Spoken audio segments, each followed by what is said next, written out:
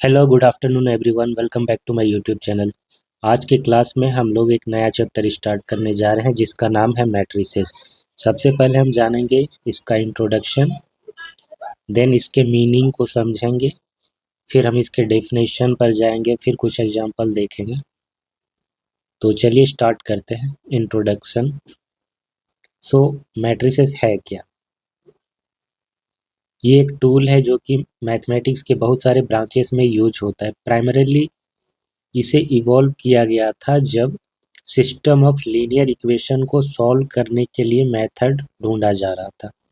ऐसे और भी मेथड अवेलेबल हैं, बट मैट्रिक्स का मेथड भी इवॉल्व हुआ है इसी के थ्रू। ठीक है, इसको सॉल्व करने के लिए ही मैट्रिक्स का इवोल्यूशन हुआ है।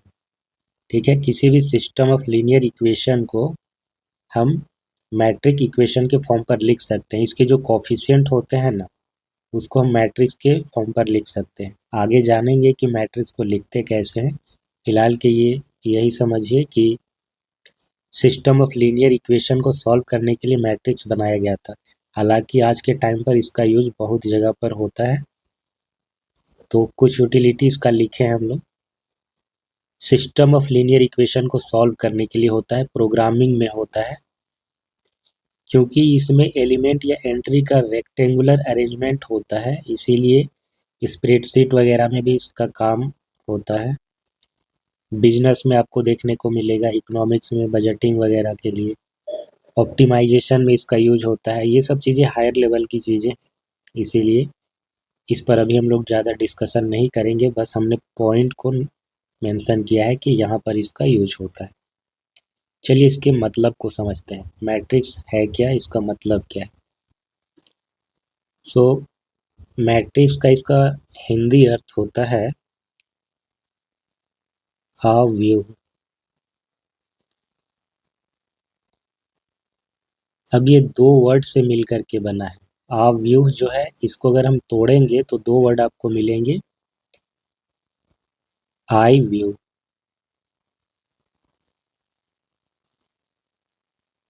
ठीक है, आई का मतलब है आयताकार चीज से।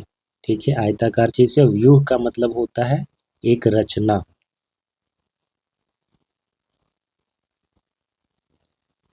आयताकार और व्यू का मतलब रचना। इसको डिजाइन भी बोल सकते हैं, डिजाइन या पैटर्न। अब इस वर्ड को समझने से पहले हम एक वर्ड पर जाते हैं जो आप पहले से सुन चुके हैं, उस पर फैमिलियर होंगे आप। चक्रव्यूह।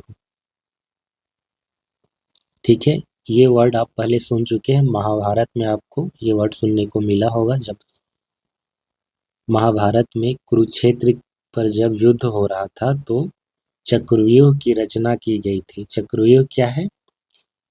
अगेन इसका अगर आप तोड़ेंगे दो वर्ड मिलेंगे आपको, चक्रव्यूह, चक्र और व्यूह। ठीक है, चक्र का मतलब गोलाकार, व्यूह का मतलब रचना।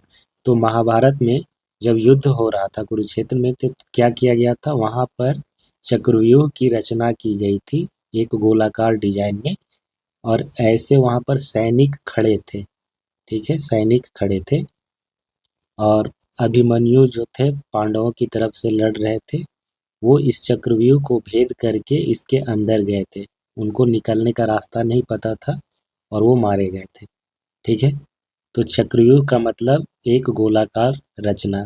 और इस रचना में क्या था, यहाँ पर सैनिक खड़े थे। तो उसी तरीके से आई व्यू का मतलब क्या होता है, आयताकार रचना। और यहाँ पर कोई सैनिक नहीं होंगे बल्कि नंबर होंगे, इसी को हम मैट्रिसेस बोलते हैं। यहाँ पर एंट्रीज जो होंगी वो नंबर्स होंगे। अलजेब्रिक एक्सप्रेशन हो सकता है, ट्राइग्नोमेट्रिक एक्सप्रेशन हो सकता है, या फिर कोई दूसरा फंक्शन का एक्सप्रेशन हो सकता है। तो मैट्रिसेस का मतलब ये है, एक रेक्टेंगुलर डिजाइन या रेक्टेंगुलर अरेंजमेंट बोल सकते हैं। और इसके जो एंट्रीज होते हैं वो ऑर्डर्ड होते हैं, एक प्रॉपर ऑर्डर में होता है। अगर उसका ऑर्डर आप बदलते हैं तो एक डिफरेंट मैट्रिक्स मिलता है आपको। ये जो वर्ड है मैट्रिसेस, ये प्लूरल है, इसका सिंगुलर वर्ड होता है मैट्रिक्स। ठीक है, सिंगुलर होता है मैट्रिक्स।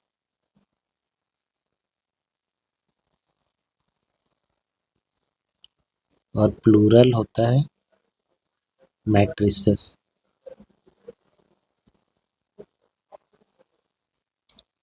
सो अब हम एक एग्जांपल लेकर के समझेंगे कि मैट्रिक्स में हम लोग अरेंज करते कैसे हैं। ठीक है, मान लेते हैं कि खुशी नाम की एक लड़की के पास 15 बुक्स हैं।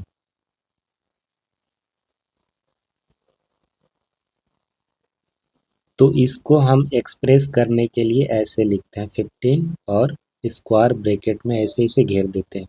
तो इसका मतलब है इस स्क्वायर ब्रैकेट के अंदर जो भी एंट्री है ये नंबर ऑफ बुक्स को रिप्रेजेंट कर रहा है जो खुशी के पास है। ठीक है, अब मान लीजिए कि खुशी हैज 15 बुक्स एंड 6 पेन्स। तो इसको अगर हमको मैट्रिक्स में रिप्रेजेंट करना होगा तो हम कैसे लिखेंगे? 15 लिखेंगे, यहाँ पर कॉमा से इसे सेपरेट कर सकते हैं या फिर कॉमा से नहीं भी लिख सकते हैं। बहुत जगह पर लिखा भी जाता है, कई जगह पर नहीं भी लिखा जाता है, वो इतना नेसेसरी नहीं है। तो इस इंफॉर्मेशन को हम ऐसे रिप्रेजेंट करते हैं विद द अंडरस्टैंडिंग कि जो पहला एंट्री है ये नंबर ऑफ बुक्स को रिप्रेजेंट कर रहा है जो खुशी के पास है, और दूसरा जो एंट्री है वो नंबर ऑफ पेन को रिप्रेजेंट कर रहा है जो खुशी के पास है। अब इसी इंफॉर्मेशन को थोड़ा सा और बड़ा करते हैं।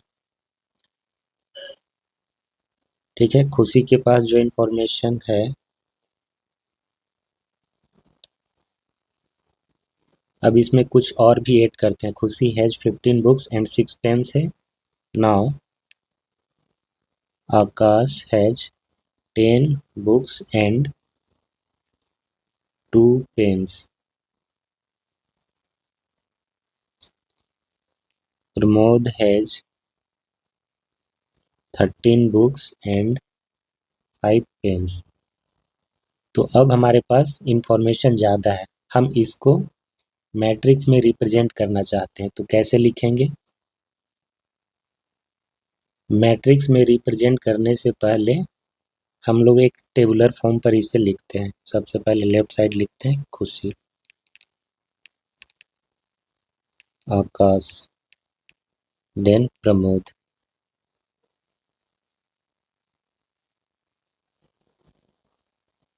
नंबर ऑफ बुक्स हो जाएगा और ये नंबर ऑफ पेन्स हो जाएगा। तो खुशी के पास कितने बुक्स हैं? 15 है। पेन्स कितने हैं? 6 हैं। आकाश के पास 10 बुक्स हैं, 2 पेन्स हैं। प्रमोद के पास 13 बुक्स हैं एंड 5 पेन्स हैं। ठीक है, तो इतना इन्फॉर्मेशन है। अब हम इसको मैट्रिक्स में रिप्रेजेंट करेंगे।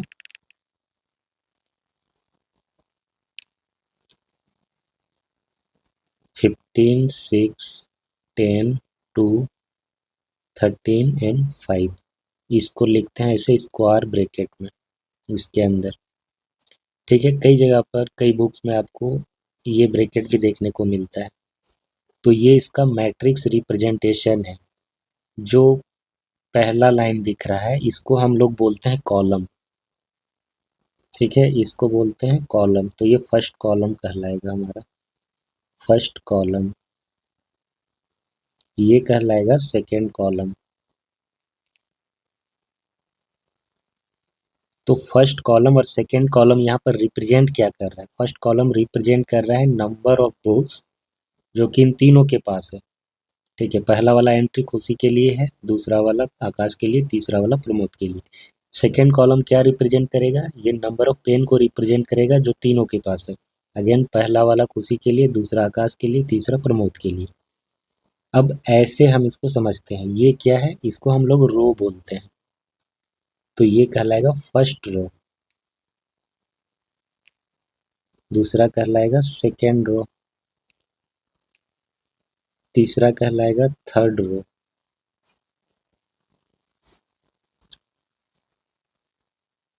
अब यहाँ पर first row, second and third row क्या रिप्रेजेंट करता है? फर्स्ट रो रिप्रेजेंट करता है खुशी के पास जो भी आइटम्स हैं उसका।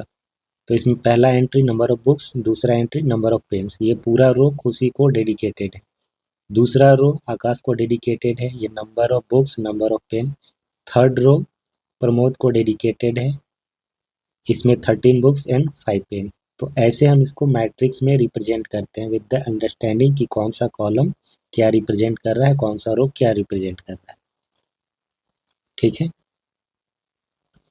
अब हम आते हैं इसके डेफिनेशन पर। डेफिनेशन क्या है मैट्रिक्स का? A matrix is an ordered rectangular array of numbers और फंक्शंस। ठीक है, नंबर्स भी बोला है या फंक्शंस भी हो सकता है। फंक्शन बेसिकली जो अलजेब्रिक एक्सप्रेशन, ट्राइग्नोमेट्रिक एक्सप्रेशन या कोई दूसरा एक्सप्रेशन है, मैथमेटिकल एक्सप्रेशन, उसी को यहाँ पर फंक्शन बोला गया है।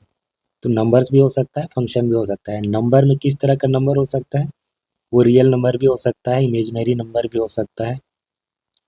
द नंबर और function are called the element और the entries of the matrix. तो इसमें जो भी एंट्रीज, जो भी ये नंबर्स आ रहे हैं या नंबर की जगह पर फंक्शंस आएंगे, उसको हम मैट्रिक्स का एलिमेंट बोलते हैं या एंट्रीज भी बोलते हैं। ठीक है, कुछ पॉइंट है इसमें। It is denoted by capital letter. Capital letter से डिनोट किया जाता है, such as capital A, capital B etcetera. जैसे सेट्स को डिनोट करते हैं ना, उसी तरीके से मैट्रिसेस को भी डिनोट करते हैं कैपिटल लेटर से। दूसरा पॉइंट है इसमें, it's element can be number. Real हो सकता है, कॉम्प्लेक्स हो सकता है, अलजेब्रिक एक्सप्रेशन हो सकता है, कोई भी फंक्शन हो सकता है। एग्जाम्पल है एक, कैपिटल ए से डिनोट करेंगे, इसके एंट्री जैसे लिखे गए हैं -2, 0, 3, 5, √5 और 6। अब ये फर्स्ट रो, फर्स्ट कॉलम, ये क्या रिप्रेजेंट करता है यहाँ पर वो चीज़ मेंशन नहीं है। मैथमेटिक्स वैसे भी एब्स्ट्रैक्ट है, जब तक हम इंफॉर्मेशन के साथ कनेक्ट ना करें उसका मतलब ही नहीं होता है कुछ। सिर्फ आपको ये दे दिया जाए तो कुछ भी समझ नहीं आएगा। बस ये नंबर्स हैं जिसको रेक्टेंगुलर अरेंजमेंट में लिखा गया है। दूसरा मैट्रिक्स में, इसमें हमने इस स्क्वायर ब्रैकेट ना लिख करके ये स्मॉल ब्रैकेट यूज किया है। कई सारे बुक्स में आपको ये भी मिलता है। ठीक है, हायर लेवल पे तो यही यूज होता है ज़्यादातर। इसमें एंट्रीज देखिए, ये कॉम्प्लेक्स नंबर है।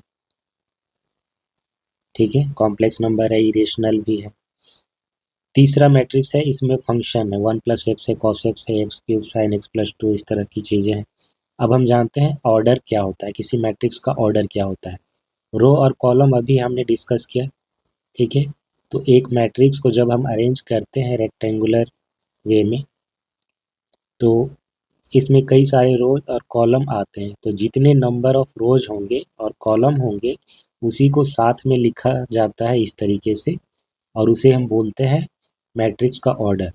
तो ए मैट्रिक्स हैविंग m रोज, अगर m रोज हैं और n कॉलम है, तो उस मैट्रिक्स का ऑर्डर होगा m क्रॉस n। उसको पढ़ा जाता है m/n।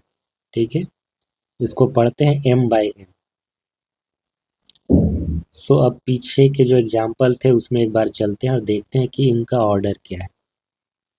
तो पहला एग्जाम्पल ए, इसका ऑर्डर क्या है देखिए। नंबर ऑफ रो कितने हैं? First row, second row, third row. तो m का वैल्यू हो गया 3। ठीक है, नंबर ऑफ रो 3, कॉलम कितने हैं? 1 एंड 2। तो n का वैल्यू हो गया 2। तो इसका ऑर्डर हो जाएगा m क्रॉस n = 3 क्रॉस 2। ठीक है, और इस चीज़ को कहाँ पर लिखा जाता है? यहाँ पर लिखा जाता है 3 क्रॉस 2। इसको पढ़ा जाता है 3/2। तो इस मैट्रिक्स का ऑर्डर 3/2 है। इसका कितना है बी का? इसका हो जाएगा 3/3, क्योंकि इसमें 3 रोज हैं, 1 2 3 एंड 3 कॉलम। उसी तरीके से इसका first row, second row, column कितना है? 1 2 एंड 3। तो ये हो जाएगा 2/3। अब हम मैट्रिक्स का जनरल फॉर्म देखते हैं। अगर m क्रॉस n मैट्रिक्स है तो उसके जो एंट्रीज होंगे वो इस टाइप के होंगे। स्मॉल a को यहाँ पर एज ए नोटेशन यूज किया गया है उसके एंट्रीज के लिए। A11, A12, A13 ऐसे करके ये 1m तक जा रहा है। ये मैट्रिक्स जो है, ये ऑर्डर इसका है m/n, यानी कि m नंबर ऑफ रोज होंगे और नंबर ऑफ कॉलम कितने होंगे, n होंगे। ठीक है, m row and n column. तो फर्स्ट सेकेंड थर्ड फोर ऐसे करते हुए m रो तक जाएगा, कॉलम है फर्स्ट सेकेंड थर्ड, ऐसे करते n तक जाएंगे। अब इसके हर एक एंट्रीज के सफिक्स में कुछ लिखा है हमने, जैसे a के साथ 1 1 है, 1 2 है, 1 3 है। ये जो सफिक्स में लिखा है ये इसके पोजीशन को डिटरमाइन करता है। ये 1 1 का मतलब हो गया, ये जो 1 1 है इसका मतलब है कि first row and first column. फिर यहाँ पर 1 2 का मतलब है first row and second column, ये फर्स्ट रो हो गया और सेकेंड कॉलम ये हो गया। ये फर्स्ट रो था और ये फर्स्ट कॉलम। उसी तरीके से ये वाला जो एंट्री है ये फर्स्ट रो में आ रहा है और थर्ड कॉलम में आ रहा है। फर्स्ट और थर्ड के इंटरसेक्शन पे ये चीज लाई कर रहा है। तो ये वाला कहाँ पर आएगा, फर्स्ट रो एंड एकदम लास्ट का जो कॉलम है nth कॉलम उसमें। और ये बीच का जो है ये फर्स्ट रो और jth कॉलम, बीच में कहीं पर एक रेंडमली होगा ये। सेकेंड रो में देखिए 2 1 है, 2 2 है, 2 3, इसका मतलब है कि second row first column, second row second column, second row third column, second row and nth column. उसी तरीके से third row first column, third row third column, और ये है हमारा ith रो। ठीक है, बीच में कोई आर्बिट्रेरी रो लिया गया है। ये है हमारा last row, mth row first column, mth row second column, mth row and nth column.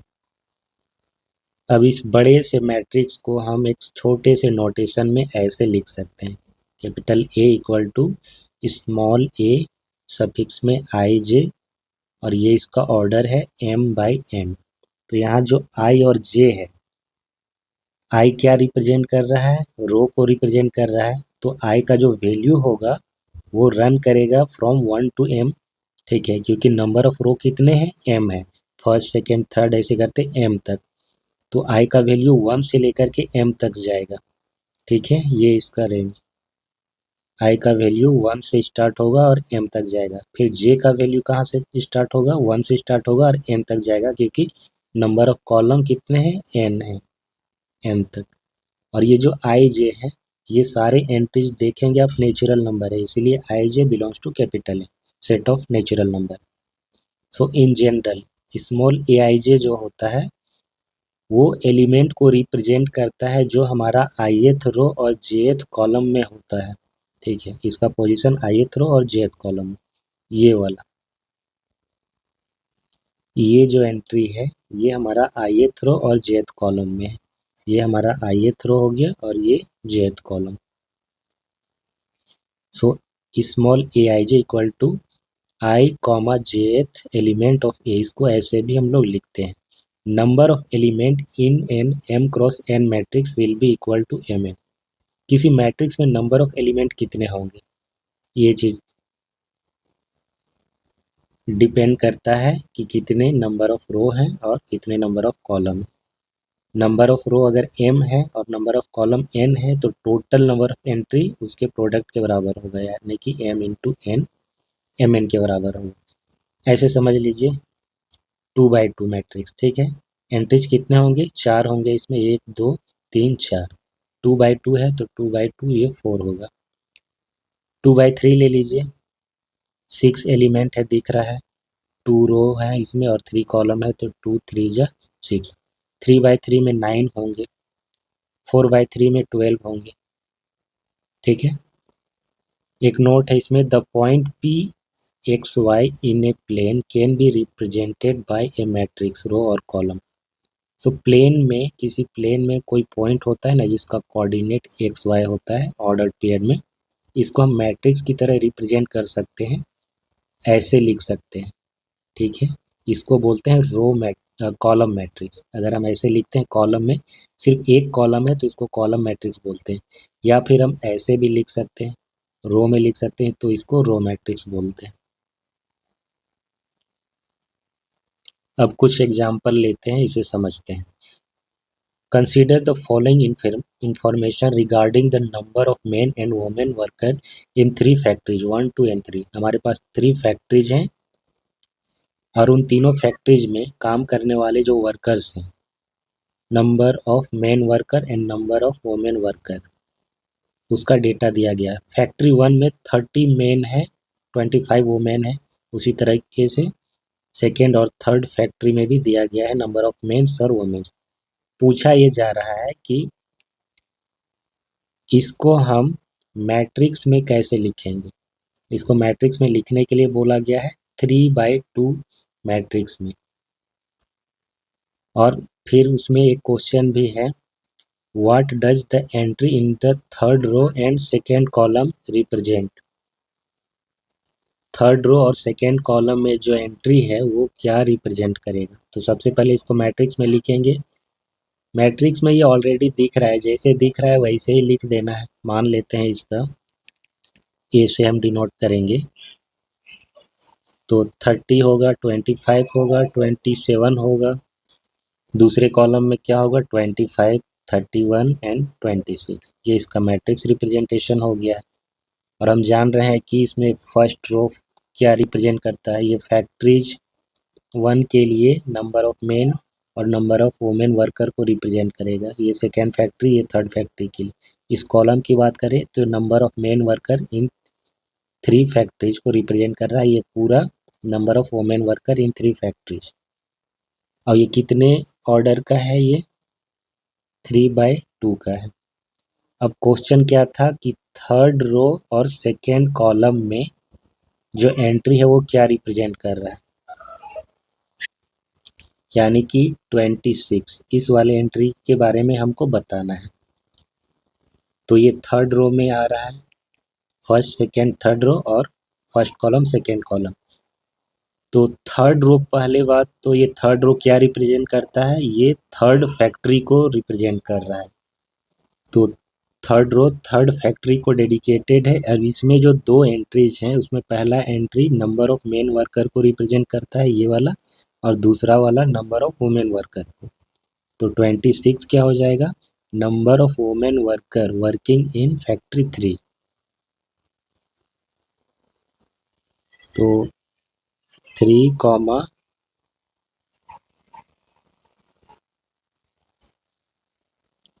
Element of a equal to 26 है। और ये रिप्रेजेंट करेगा हमारा number of women worker in factory 3. Example 2. If a matrix has 8 elements, what are the possible order it can have? किसी matrix का order बताना है हमको। एक मैट्रिक्स है, उसमें नंबर ऑफ एलिमेंट दिए गए हैं 8 हैं। तो उस मैट्रिक्स में क्या पॉसिबल ऑर्डर हो सकता है। कहने का मतलब है 8 एंट्रीज को हम कैसे अरेंज करें, 8 एंट्रीज को हम कैसे अरेंज करके मैट्रिक्स बनाएं। तो कितने ऐसे पॉसिबल मैट्रिसेस हो सकते हैं। तो नंबर ऑफ मैट्रिसेस नहीं बताना है, जितने मैट्रिसेस बनेंगे ना अलग अलग तरह के, तो उनका ऑर्डर बताना है कि कितने तरह के ऑर्डर हो सकते हैं। तो इसके लिए हम लोग क्या करेंगे, 8 को फैक्टर करेंगे। हम ये देखेंगे कि 8 को कितने तरीके से हम m इंटू n के फॉर्म पर लिख सकते हैं। हमको पता है कि नंबर ऑफ एंट्रीज जो हैं 8 हैं, ठीक है। Number of element equal to 8, और ये होता है हमारा m इंटू n, ठीक है। m नंबर ऑफ रो होता है, n नंबर ऑफ कॉलम होता है। तो अब हमको ये देखना है कि हम 8 को कितने तरीके से m इंटू n के फॉर्म पर लिख सकते हैं। तो पहला तरीका तो ये है कि हम 8 को लिखें 1 इंटू 8 के फॉर्म पर लिख सकते हैं, या फिर 8 इंटू 1 के फॉर्म पर लिख सकते हैं, या 2 टाइम्स 4 ऐसे लिख सकते हैं। 2/4 मैट्रिक्स बन जाएगा, ऐसे लिख सकते हैं। इसके अलावा कोई और पॉसिबिलिटी नहीं होगा, बस यही 4 होंगे। अब इनको भी समझ लेते हैं, इसका मतलब क्या है। 1/8 का मतलब है कि जो नंबर ऑफ रो होंगे वो होगा 1 और 8 कॉलम, यानी कि सारे के सारे एलिमेंट्स एक रो में आ जाएंगे। 8 एंट्रीज है ना, 8 एलिमेंट हैं तो सारे एक ही रो में आएंगे, 1 2 3 ऐसे करते एक रो में आ जाएगा। दूसरा वाला है 8x1, इसका मतलब है कि सारे एलिमेंट एक कॉलम में आएगा। 8 रोज है और एक ही कॉलम है तो 1 2 3 ऐसे करते हुए 8 एंट्रीज को ऐसे हम सजा देंगे। ये हमारा first row, second row, third, fourth ऐसे, और कॉलम एक ही रहेगा। फिर 2x4 का मतलब है कि 2 रो और 4 कॉलम होंगे। ठीक है, 2 रो यानी कि फर्स्ट सेकेंड, तो एक एंट्री ऐसे होगा, दूसरा, तीसरा, चौथा, पांचवा, छठा, सातवां और आठवां, ऐसे होगा ये। फिर 4x2 में है कि 4 रो होंगे, 2 कॉलम होगा, तो 1 2 3 4 5 6 7 8, 4x2 का हो गया। ठीक है, तो इतने पॉसिबिलिटी थे, सारे ऑर्डर हमने लिख दिए। 4 तरीके के ऑर्डर हो सकते हैं। नेक्स्ट क्वेश्चन है, construct a 3x2 matrix whose element are given by aij equal to 1/2 mod of i minus 3j। तो एंट्रीज को निकालने का एक तरह से फॉर्मूला दे दिया गया है, और ये aij क्या होता है ये हम डिस्कस कर चुके हैं। ये ith रो और jth कॉलम में जो एंट्री होता है उसको रिप्रेजेंट करता है। अब एक 3/2 जो मैट्रिक्स है वो कैसा होगा, पहले वो लिखते हैं। ए, पहला एंट्री 1 1 होता है, 1 2 होता है, 2 कॉलम है ना तो इतना ही जाएगा। फिर 2 1 2 2 3 1 3 2, ये हमारा मैट्रिक्स ऐसा होगा। इसके एंट्रीज लिखते हैं हमने A11 A12। अब यहाँ पर ये जो सफिक्स में है ये रो और कॉलम को रिप्रेजेंट करता है। ये first row first column, first row second column, second row first column. तो ए आई जे, यहाँ पर ये आई और जे को ही रिप्रेजेंट करेंगे, आई जे के वैल्यूज। तो इस फॉर्मूला के बेसिस पे ये सारे एंट्रीज को हम निकालेंगे अभी बारी बारी से। तो चलिए सबसे पहला निकालते हैं A11। तो 1/2 ये हो जाएगा 1 माइनस 3 टाइम्स 1, 1/2। 1 माइनस 3 क्या हो जाएगा, -2। तो मॉड के बाहर आकर के पॉजिटिव बना देगा उसको, तो ये हो जाएगा 1 A12। ये क्या हो जाएगा 1/2, 1 माइनस 3 टाइम्स 2,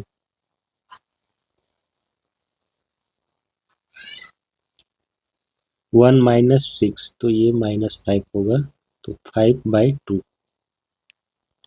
2 1 में 1/2 हो जाएगा 2 minus 3 times 1, 1/2, 2 minus 3 that is -1, तो ये 1/2।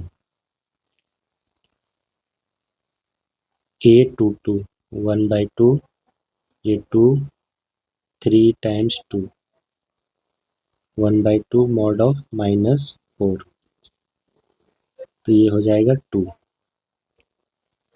3 1, 1/2 3 माइनस 3 टाइम्स 1,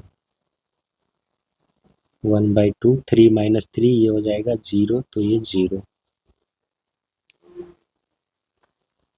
1/2 3 माइनस 3 टाइम्स 2,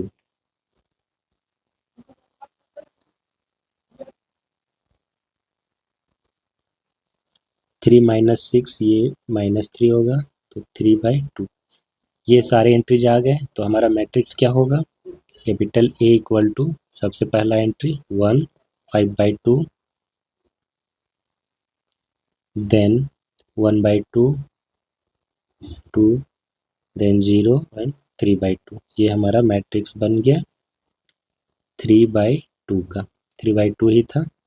ठीक है, तो इस तरीके से हम सारे एंट्रीज निकाल सकते हैं अगर उसका फॉर्मूला दिया गया हो तो। उम्मीद करता हूँ आज का वीडियो आपको बहुत पसंद आया होगा। ये चैप्टर बहुत ही इंटरेस्टिंग है, तो इसे अच्छे से पढ़ें, ध्यान से समझिए। जो भी मैंने एक्सप्लेन किया उम्मीद करता हूँ सारा आपको क्लियर हुआ होगा। कोई डाउट होता है तो आप कमेंट सेक्शन में पूछिए, उसका आंसर दिया जाएगा। वीडियो को लाइक और शेयर करें, चैनल को सब्सक्राइब जरूर करें। तो मिलते हैं नेक्स्ट क्लास में, फिर अगले टॉपिक पे चल देंगे। Thank you and bye bye.